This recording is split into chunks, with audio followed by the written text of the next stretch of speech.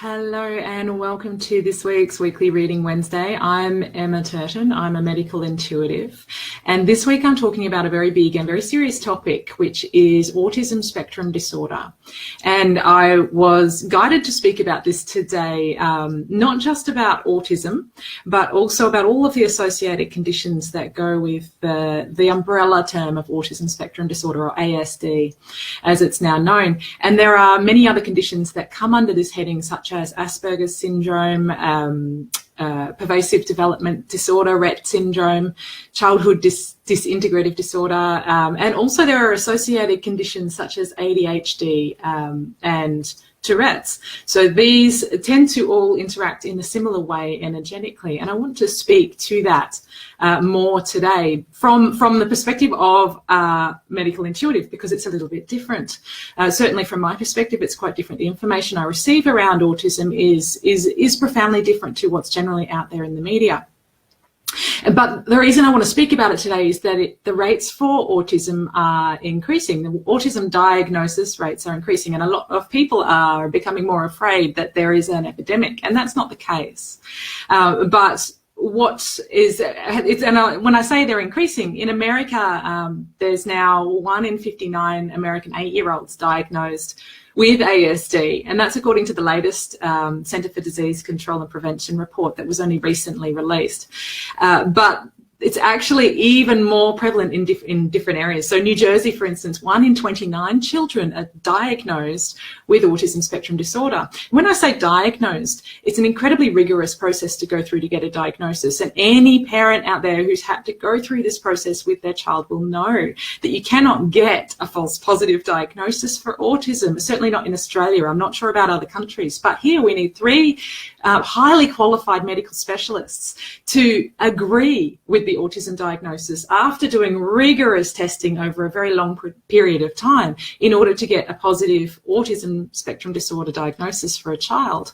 So it is actually not an easy thing to get that diagnosis. So to have that rate increase, and in Australia alone, our Australian Bureau of Statistics said that in 2015, we estimated to have 164,000 people diagnosed with ASD in Australia. And that was a 42% increase from 3 years earlier. So for over 3 years, the rate of diagnosis of autism spectrum disorder increased by 42% in Australia alone, let alone the rest of the world. And so I want to speak to that now. And yes, our diagnostic criteria has altered. Yes, the introduction of the National Disability Insurance Scheme has changed. So people are seeking a diagnosis when perhaps they weren't before because they cannot get funding for support otherwise. But what else is going on? Because that's not the whole picture. These are just reasons we come out with, there's reasons we can say that perhaps people are having children later in life, therefore the age may be affecting the autism diagnosis. But to be honest, there's no real evidence to show why autism occurs. It's thought to be hereditary, but there's no real understanding about the genetics involved. They haven't really isolated the genes that cause it or the genetic issues. It's thought to perhaps have some environmental influences, but again, there's little evidence to suggest what specific environmental influences can contribute to this diagnosis. It's potentially, there are food things that are related, there are lifestyle things that are related, but to be honest, they're not really sure why this happens. And I'm going to enlighten you now. The information I receive is quite different. And what I am receiving is that autism is not a disorder. And that may come as a surprise, given that more than 50% of people who are diagnosed with autism spectrum disorder do suffer from quite severe dysfunction or disability in their daily lives. And autism is characterized by social communication and social interaction issues, as well as issues or presenting restricted repetitive patterns of behavior, interests, or activities. Oh, hi, Deborah. And these things are really where people will struggle. And on the autism spectrum, it is a range. So a spectrum of even normal, what we class as normal, which I don't think there really is such a thing, is a spectrum from one end to another, which is simply a range of what we see, a range of presentation. And so autism spectrum disorder is seen to be a small spectrum of the normal spectrum of behaviour. It's just one specific part, and it includes so many conditions and so many ranges of function and disability, or dysfunction and disability or abilities. So, but all of them have the issues of social communication, social interaction, and the restricted or repetitive patterns of behaviour or interest. So that may be something that is very dysfunctional in the day-to-day life, or it may be something that really isn't that much of a problem, and it may just mean they've got a real focus for a specific area and perhaps a real drive to obsess over a specific computer game or something like that. And that's simply as much as it really affects them in their daily life. Or they may need carers for their daily functioning, for motor tasks.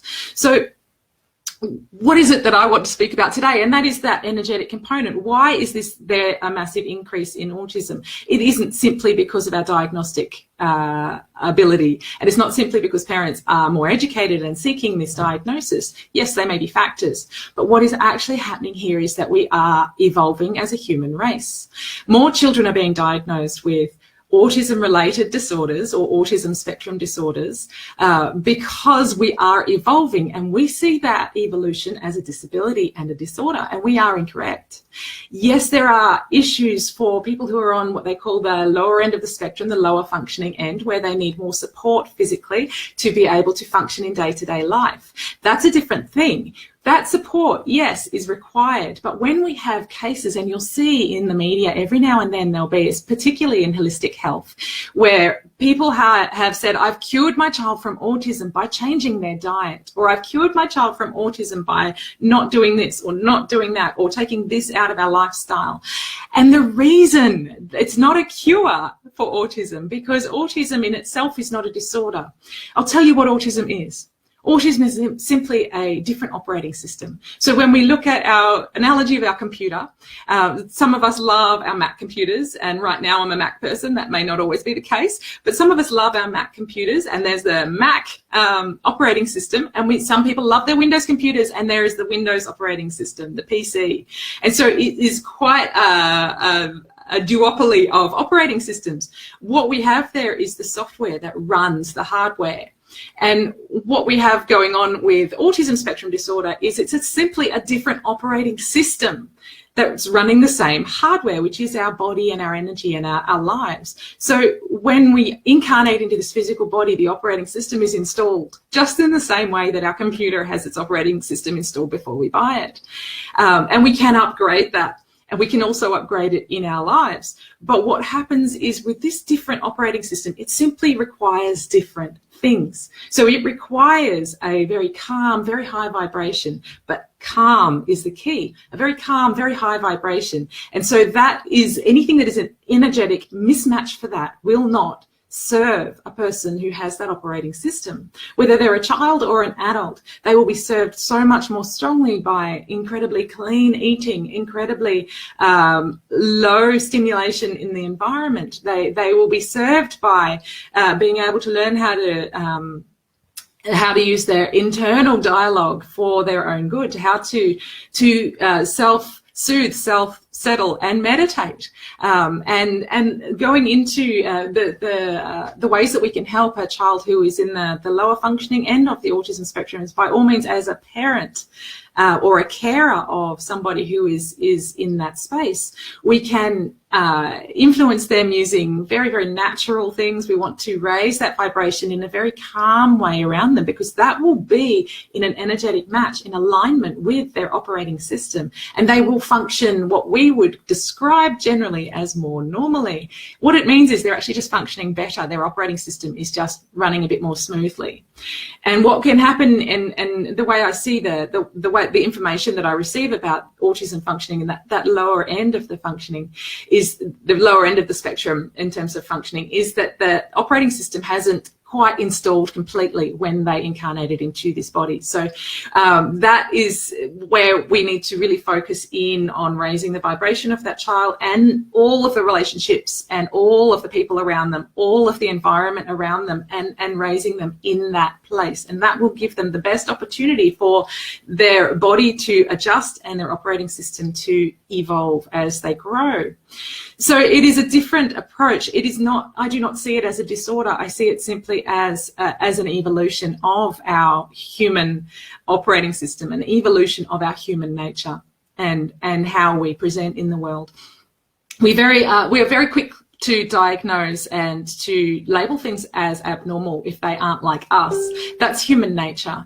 And that is something I invite you today to see where you are holding judgments of others and classing them as abnormal or disabled when they are simply different to you, and that perhaps their journey may be different to yours. And it is something as a health professional that I have obviously faced many, many times throughout my career, but it is something I invite you to start to think about. Where is it that I'm holding judgment? When I see someone and go, oh, they must be diagnosed with such and such, oh, that must be hard, oh, that must be, that's a problem. Where am I holding the idea that what they are seeing as their daily life, as the journey they hold, is a problem? Where am I holding that perspective that it's a problem for them and that it is different to me, therefore it must be wrong? Because when it comes to things like autism and Asperger's, these are conditions that are not, and as far as I'm concerned, as I said, I don't see them as disorders. And they're very close to my heart because one of my children is on the autism spectrum. So I see that this is something that we can learn to utilize. We can learn to really encourage the strengths, because there are so many strengths in these conditions. There are so many strengths. And when we learn how to optimize this operating system so that they can function as fully and as radiantly as they possibly can with the operating system they have, not trying to change them to make them use ours, not try to stop them being Windows and make them PC against their will. We need to allow them to explore their own operating system and see how it best works to serve them and the rest of the world, because they have so much more to offer than we are willing generally to see in greater society. So I invite you to begin to look at autism as not a disorder, and to begin to see it from the eyes and the perspective of it being simply a different operating system, that it has so many advantages over the way we function generally if we don't have that operating system, and that we can allow those people to flourish, to really find what it is that lights them up in the way that serves them best, and it will be different to those of us who don't have that operating system. It's as simple as that. So I invite you to feel free to ask questions, to get into the, oh, sorry, Deborah was saying it's cutting out. Okay, that's okay. Hopefully it's coming through quite clearly for the rest of you. But I invite you to continue the conversation around autism and pop in your questions by all means, and I look forward to seeing what comes up for you and how you feel about this description of autism, because it is something that is quite dear to my heart, and it can be very emotive for those of us who have had interactions or loved ones who have struggled with autism spectrum disorder. Thank you so much for joining me today. Mwah. Have a great week.